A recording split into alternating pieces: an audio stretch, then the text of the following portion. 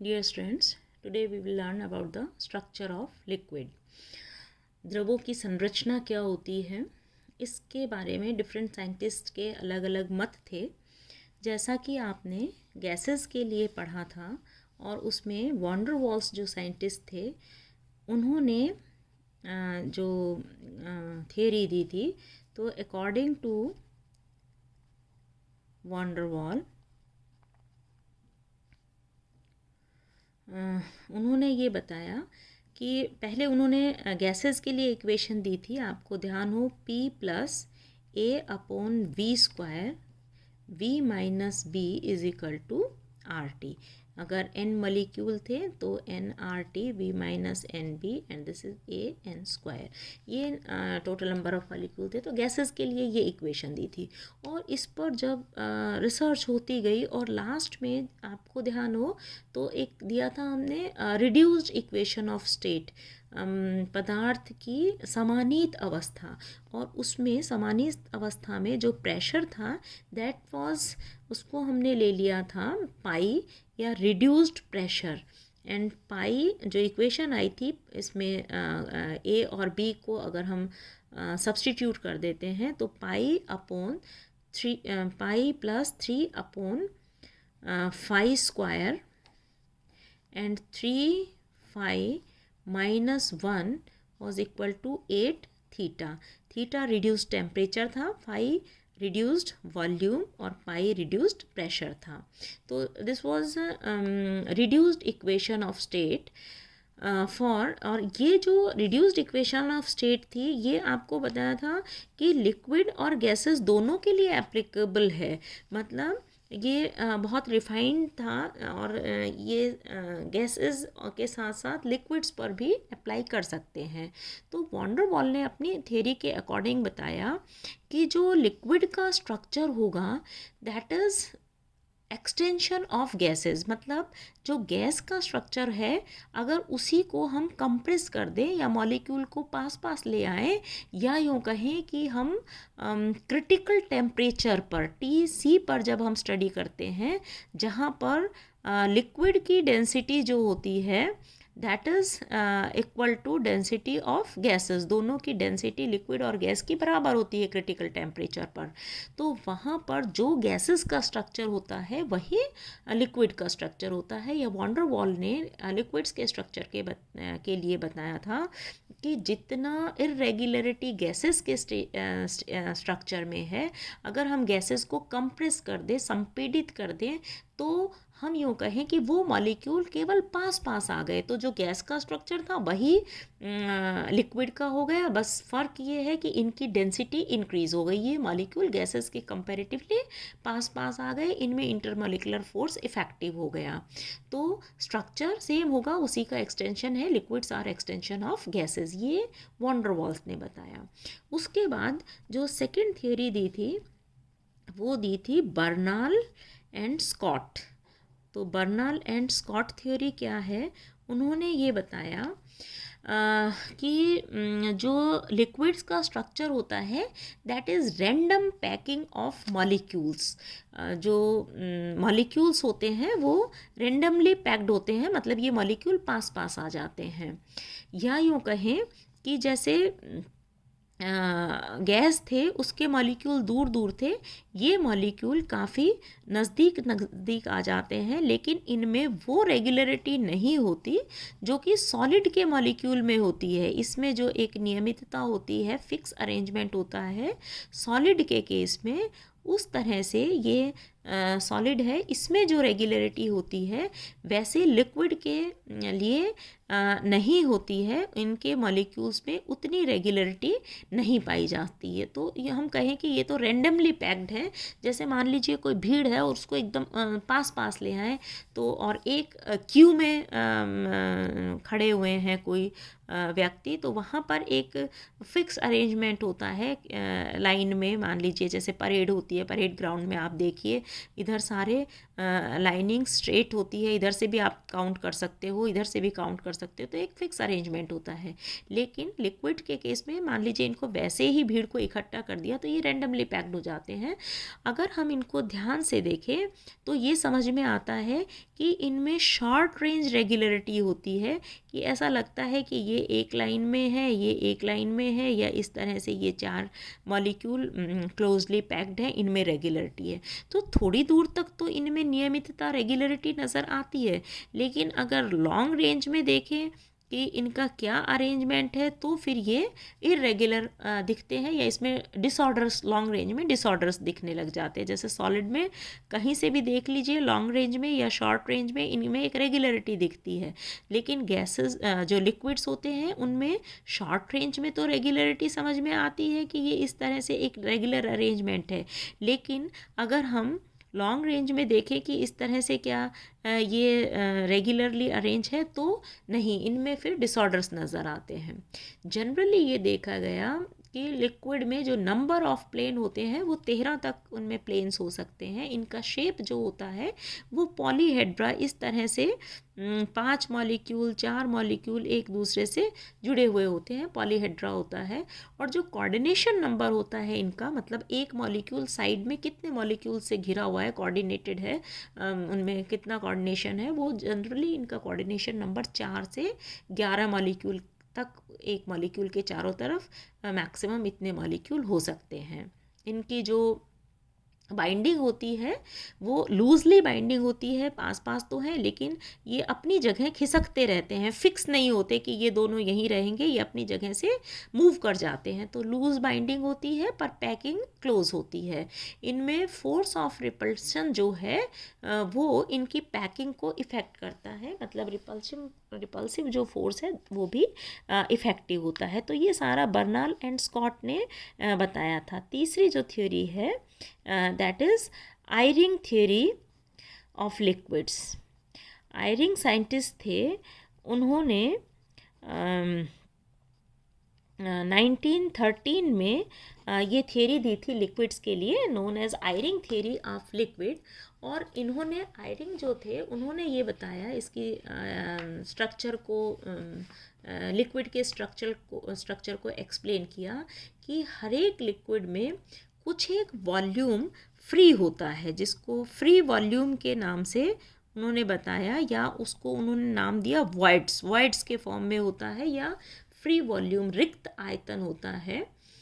और ये जो रिक्त आयतन है इनका आकार अणु के आकार के जितना होता है, जो पूरे के पूरे लिक्विड में अव्यवस्थित रूप से फैला हुआ होता है। ये जो रिक्त स्थान है, तो रिक्त स्थानों के अणुओं में गैस के समान अधिकतम अव्यवस्था पाई जाती है, जबकि बाकी जो मॉलिक्यूल है उनमें ठोस के समान ऑर्डर्ड अरेंजमेंट पाया जाता है। या यूँ कहें कि लिक्विड्स में गैस और सॉलिड दोनों के समान अणु उपस्थित होते हैं। जैसे मान लीजिए इस तरह से आयरिंग ने एक्सप्लेन किया कि कोई किसी कंटेनर में एक लिक्विड भरा हुआ है, तो इस लिक्विड के मॉलिक्यूल लूजली बॉन्डेड होते हैं, इनकी पैकिंग तो क्लोज होती है लेकिन ये लूजली बॉन्डेड है। इनमें जो है इस तरह से ये है, इनमें कुछ एक बीच बीच में जो ये फ्री स्पेस है, इसको हम जो एक्सप्लेन करें, देखिए ये सारा का सारा इसमें बीच बीच में फ्री स्पेस है। इस तरह से मॉलिक्यूल्स के बीच में ये फ्री स्पेस है, इसको इन्होंने नाम दिया, ये जो है ये वॉइड्स या फ्री वॉल्यूम होता है। तो आयरिंग ने ये बताया कि ये जो फ्री वॉल्यूम होता है इसका जो आयतन होता है वो मॉलिक्यूल के आयतन के बराबर होता है। और जब हम इसके एक्सरे स्टडी करते हैं तो ऐसा लगता है कि ये भी कोई मॉलिक्यूल है, जबकि यहाँ पर फ्री स्पेस होता है। तो उन्होंने कहा कि लिक्विड का जो स्ट्रक्चर होता है उसमें एक ऑर्डर, कुछ दूर तक इनमें एक अरेंजमेंट, एक फिक्स अरेंजमेंट मिलता है, और इनका जो मॉलिक्यूल्स का आयतन है, टोटल वॉल्यूम, उसका लगभग 3% वॉल्यूम जो है दैट इज़ फ्री वॉल्यूम, खाली स्थान होता है, फ्री वॉल्यूम होता है।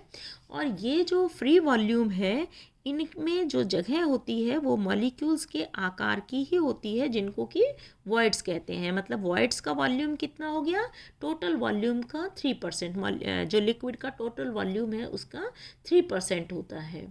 यदि अगर मान लीजिए ये जो कोई भी सॉलिड है हमारे पास, उसका जो मोलर वॉल्यूम है वो VS है, वॉल्यूम ऑफ सॉलिड, और लिक्विड का जो वॉल्यूम है वो VL है। तो अगर हमारे पास जो फ्री वॉल्यूम है इसका, या ये जो है, इसमें क्या होता है कि जो ये फ्री वॉल्यूम है इसके जो पास के मॉलिक्यूल्स हैं ये गैसेस की तरह से बिहेव करते हैं। मतलब इनका बिहेवियर गैसेस की तरह से होगा। और जो इसके मॉलिक्यूल के पास जो मॉलिक्यूल अटैच्ड है, जैसे ये है, इसके पास सारे मॉलिक्यूल चारों तरफ मॉलिक्यूल से घिरा हुआ है, तो ये जैसे सॉलिड का मॉलिक्यूल है उस तरह से बिहेव करेगा। जो वॉइड्स के साथ के मॉलिक्यूल है ये जो जुड़े हुए हैं, इनका बिहेवियर लिक्विड के या गैस के मॉलिक्यूल्स के जैसे होगा, क्योंकि यहाँ पर इसके फ्री स्पेस है, यह चारों तरफ से घिरा हुआ है, ये सॉलिड के मॉलिक्यूल की तरह से बिहेव करता है। तो अगर मान लीजिए कि सॉलिड का जो है वो मोलर वॉल्यूम VS है और लिक्विड का मोलर वॉल्यूम VL है, तो जो फ्री वॉल्यूम है ये टोटल मॉलिक्यूल, उसमें जो अंश होगा मुक्त आयतन में बाकी अणुओं का जो वॉल्यूम होगा, that will be VL minus VS upon VL। Total जो लिक्विड का वॉल्यूम है उसमें फ्री वॉल्यूम कितना होगा, VL minus VS upon VL। और इनका व्यवहार जो होगा, इन मॉलिक्यूल का जो व्यवहार होगा वो गैस के मॉलिक्यूल की तरह से वो बिहेव करेंगे। और बाकी अणुओं का वॉल्यूम कितना हो जाएगा, VS अपॉन VL, फिर अंडरस्टूड है। और इनका व्यवहार ऐसा होगा जैसे कि सॉलिड के मॉलिक्यूल्स का व्यवहार होगा। तो द्रव के अणुओं की हीट कैपेसिटी CV अगर हम कैलकुलेट करें तो हम इस तरह से दिखा सकते हैं, CV is equal to VS upon VL, volume of solid upon volume upon liquid, into 3R, R is gas constant, plus VL minus VS upon VL into 3/2R gas constant, जहाँ पर CV जो है वो heat capacity है और R जो है that is gas constant ना। तो CV की वैल्यू हम इस तरह से निकाल सकते हैं। इसमें जो लिक्विड है उसका जो स्ट्रक्चर अगर हम देखें तो लिक्विड तो मैक्सिमम जो है पूरा भरा हुआ होता है, लेकिन इसकी जो गैसियस स्टेट है वो लगभग, इसमें कुछ मॉलिक्यूल आ जाते हैं वो लगभग खाली होती है गैसियस स्टेट। तो जो सॉलिड है इसमें कुछ एक जो फ्री वैकेंसीज हैं वो इधर उधर घूमते रहती है। और ताप बढ़ाएं, अगर हम इस लिक्विड का ताप बढ़ा दें, टेम्परेचर इंक्रीज़ कर दें, तो ये लिक्विड यहाँ से लिक्विड के मॉलिक्यूल गैसियस स्टेट में चले जाएंगे। और जो वॉइड्स हैं, जो खाली स्पेस है, फ्री स्पेस है, वॉइड्स है, रिक्तिकाएँ हैं, इनकी संख्या बढ़ जाएगी। तो टेम्परेचर इंक्रीज़ करने पर जो फ्री वॉल्यूम है उनकी संख्या या उसका आयतन बढ़ जाता है, या यूँ कहें गैसियस स्टेज में अणुओं की संख्या बढ़ जाती है और लिक्विड स्टेट में अणुओं की संख्या कम हो जाती है, या यूँ कहें मुक्त आयतन जो फ्री वॉल्यूम है वो भी बढ़ जाता है। क्रिटिकल टेम्परेचर पर गैस और लिक्विड, TC पर क्या होता है, लिक्विड और गैस, ये अगर गैसियस फॉर्म है, ये लिक्विड फॉर्म है, तो इन दोनों की उस टाइम पर दोनों की डेंसिटी जो है क्रिटिकल टेम्परेचर पर एक जैसी हो जाती है, या साम्य अवस्था में ये एक जैसी हो जाती है। लेकिन फिर भी जनरली ये देखने में आएगी, अगर टेम्परेचर इंक्रीज़ करते जाते हैं तो जो डेंसिटी है, एवरेज डेंसिटी है, उसकी वैल्यू कम हो जाती है, या यूँ कहें कि ये उसमें दूर दूर होने लग जाते हैं मॉलिक्यूल और उनकी डेंसिटी कम हो जाती है। तो इस तरह से ये जो रिक्तिकाओं के आधार पर आयरिंग ने थ्योरी दी थी कि जो लिक्विड का स्ट्रक्चर होता है उसमें शॉर्ट रेंज में रेगुलरिटी होती है, लेकिन लॉन्ग रेंज में अगर देखें तो इसमें डिसऑर्डर्स मिलते हैं। ये उन्होंने आयरिंग ने लिक्विड्स के लिए स्ट्रक्चर दिया था। अब जो वाटर का स्ट्रक्चर क्या होता है इसको एक्सप्लेन करने के लिए आपसे एक सिंपल हम पूछते हैं, एक बात बताइए कि आपको पता है सॉलिड की डेंसिटी, सॉलिड का घनत्व जो है वो ज़्यादा होता है as compare to liquid. Liquid की डेंसिटी कंपेरेटिवली कम होती है और सॉलिड की डेंसिटी ज़्यादा होती है ना। तो जब सॉलिड की डेंसिटी ज़्यादा है, लिक्विड की डेंसिटी कम है, तो सॉलिड क्या होगा, लिक्विड में डिज़ोल्व हो जाएगा, है ना, या नीचे चला जाता है। जैसे मान लीजिए पानी में आपने सॉल्ट डाला तो सॉल्ट इसमें नीचे चले जाएगा, या पत्थर या मिट्टी कुछ भी हैवी वेट का डाला तो वो नीचे चले जाएगा, और डेंसिटी ज़्यादा होगी तो वेट भी ज़्यादा होगा, है ना। तो अगर मान लीजिए हम पानी को देखें तो उसमें बर्फ़ जो है वो सॉलिड होती है, आइस जो है दैट इज़ सॉलिड, है ना। अगर हम स्ट्रक्चर ऑफ वाटर को स्टडी करें, स्ट्रक्चर ऑफ वाटर क्या होता है, जल की संरचना क्या है, लिक्विड जो वाटर है उसकी संरचना क्या है।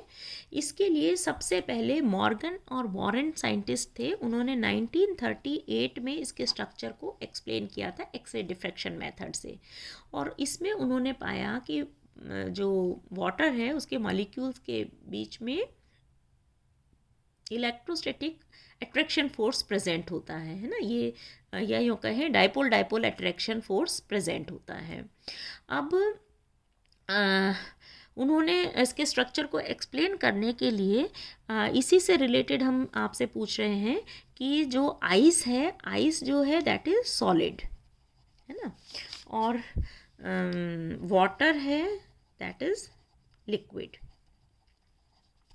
अब सॉलिड की डेंसिटी जो है वो ज़्यादा होती है और लिक्विड की डेंसिटी कम होती है ना। जैसे मान लीजिए हमारे पास पानी है या ऑयल है या कोई भी लिक्विड है, उसमें जब हम कोई सॉलिड डालते हैं तो वो इसमें डूब जाता है, अंदर चला जाता है, क्योंकि सॉलिड की डेंसिटी ज़्यादा होगी, लिक्विड की डेंसिटी कम होगी, तो वो इसमें भारी होने के कारण, डेंसिटी ज़्यादा है मीन्स हैवी है, हैवी होने के कारण वो इसमें डूब जाता है। लाइकवाइज अगर हमारे पास आइस है, आइस को जब पानी में डालते हैं तो वो डूबती तो नहीं, आपने देखा होगा आइस जो है वो वाटर पर फ्लोट करते रहती है।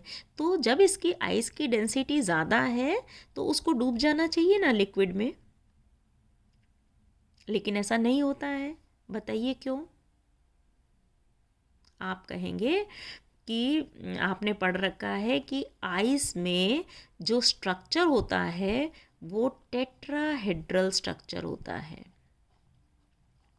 टेट्राहेड्रल स्ट्रक्चर, या यूँ कहें आइस में जो वाटर के मॉलिक्यूल हैं H2O, H2O, H2O मॉलिक्यूल, वो एक दूसरे से टेट्राहेड्रली जुड़े हुए होते हैं। टेट्राहेड्रल स्ट्रक्चर हमने आपको लास्ट चैप्टर में भी बताया था कि टेट्राहेड्रल स्ट्रक्चर क्या होता है, कि इस तरह से मान लीजिए दो मॉलिक्यूल, एक यहाँ पर प्रेजेंट है H2O का, दूसरा मॉलिक्यूल यहाँ पर प्रेजेंट है।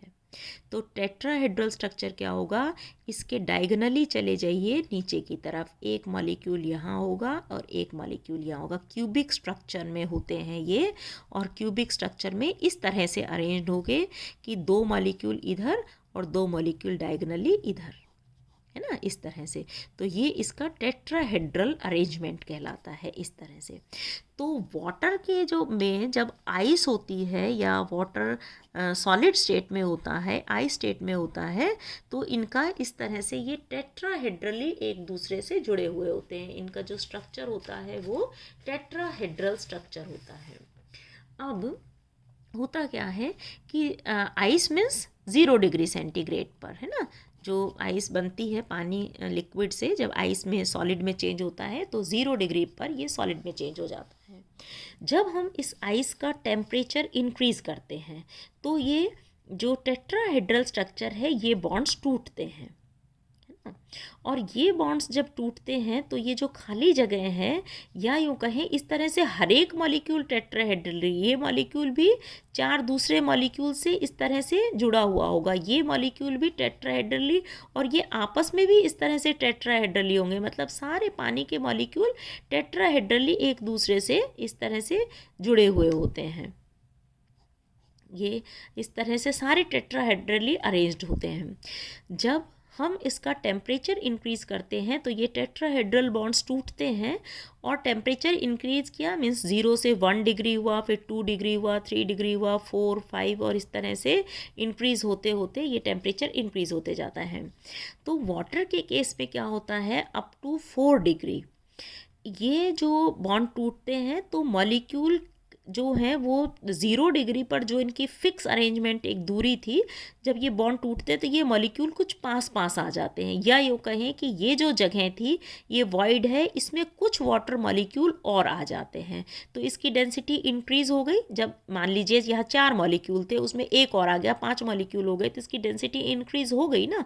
अभी तो ये टेट्राहेड्रली फिक्स थे, एक दूसरे से इतनी दूरी पर थे, लेकिन जब टेम्परेचर इंक्रीज़ हुआ, ये बॉन्ड्स, ये टेट्राहेड्रल स्ट्रक्चर टूटा, तो ये मॉलिक्यूल कुछ पास पास आ गए, या यूँ कहे उसी दूरी पर और मॉलिक्यूल आ गए, और ये 4 की जगह सपोज 5 या 6 मॉलिक्यूल हो गए, मतलब डेंसिटी इंक्रीज़ हो गई ना। तो जब आइस का टेम्परेचर इंक्रीज़ करते हैं तो इनिशियली इसकी डेंसिटी जो है वो इंक्रीज़ होती है। 0 डिग्री पर जो घनत्व था उससे ज़्यादा 1 डिग्री, 2 डिग्री, 3 डिग्री पर उससे ज़्यादा घनत्व होता है, क्योंकि मॉलिक्यूल का टेट्राहेड्रल स्ट्रक्चर टूट के और इस वॉइड के बीच में या उस वॉल्यूम में और ज़्यादा मॉलिक्यूल आ जाते हैं। और जो इनकी बॉन्ड डिस्टेंस थी 0 डिग्री पर वो कम होती चली जाती है अप टू 4 डिग्री सेंटीग्रेड, और 4 डिग्री पर उतनी ही डिस्टेंस हो जाती है जितनी 0 डिग्री पर थी।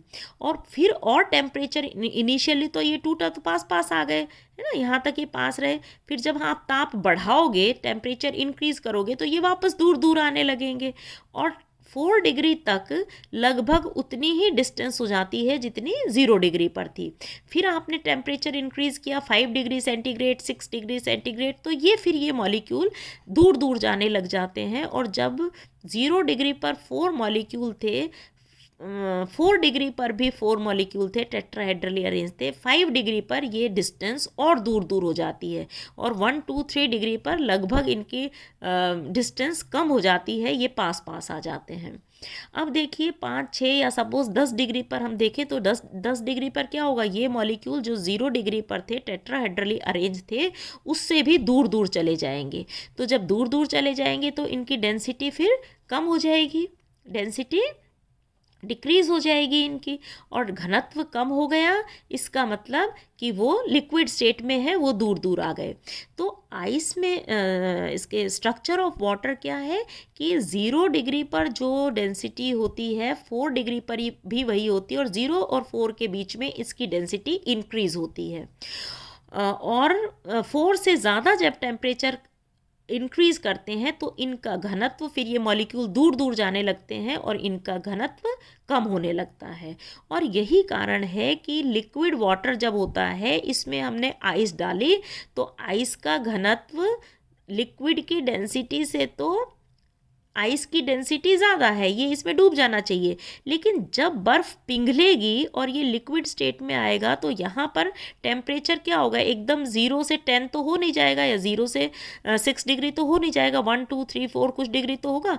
उसकी जो डेंसिटी होती है वो ज़्यादा होती है, उस लिक्विड की डेंसिटी, मतलब 0 से 4 डिग्री वाले वाटर की डेंसिटी ज़्यादा होती है एज़ कम्पेयर टू आइस। तो आइस की डेंसिटी कम होगी और उस ठंडे पानी जो 0 से 4 डिग्री सेंटीग्रेड का वाटर है उसकी डेंसिटी ज़्यादा होगी। तो उसकी डेंसिटी ज़्यादा होने से आइस इसके ऊपर फ्लोट करेगी। कुछ ऐसा होता कि ये आइस डायरेक्ट 10 डिग्री पे आ जाती तो वो ज़रूर डूब जाती, लेकिन उसके नीचे क्योंकि टेम्परेचर ऐसा होता है उस वाटर का कि जिसकी डेंसिटी ज़्यादा है, तो इसलिए आइस वाटर पर फ्लोट करती है। तो इस तरह से आइस वाटर पर क्यों फ्लोट करती है, ये main up to 4 degree centigrade तक उसकी डेंसिटी जो है, इसको आपको समझना चाहिए। इसका जो स्ट्रक्चर होता है, इंट्रामॉलिक्यूलर हाइड्रोजन बॉन्डिंग के कारण जो वाटर होते हैं वो क्लस्टर्स के फॉर्म में होते हैं, मतलब HOH इस तरह से ये एक दूसरे से हाइड्रोजन बॉन्डिंग करके और क्लस्टर्स के फॉर्म में ये H2O के मॉलिक्यूल बिखरे हुए होते हैं, एक दूसरे से बॉन्डिंग करे होते हैं, और बीच बीच में कुछ एक H2O के मॉलिक्यूल फ्री भी होते हैं इस तरह से। और अधिकतर फिर ये क्लस्टर बना लेंगे एक दूसरे से हाइड्रोजन बॉन्डिंग से। तो ये जनरली जो वाटर का स्ट्रक्चर होता है वो इस तरह से क्लस्टर फॉर्म में होता है। कुछ एक इंडिविजुअल फ्री वाटर मॉलिक्यूल भी इन क्लस्टर्स के बीच बीच में मूव कर रहे होते हैं, और ये इस क्लस्टर से फ्री मॉलिक्यूल भी आ सकते हैं, फ्री मॉलिक्यूल क्लस्टर में भी जा सकते हैं। तो जो वाटर का स्ट्रक्चर होता है वो ऑर्डिनरी जो फ्री मॉलिक्यूल्स हैं वो और क्लस्टर से इंटरचेंज होते रहते हैं। तो वाटर जो है वो इस तरह से क्लस्टर्स के फॉर्म में अपना स्ट्रक्चर बनाता है। ये x ray diffraction study Morgan and Warren ने की थी, और तब ये वाटर का स्ट्रक्चर दिया था। तो बाकी नेक्स्ट लेक्चर में देखेंगे। Thank you.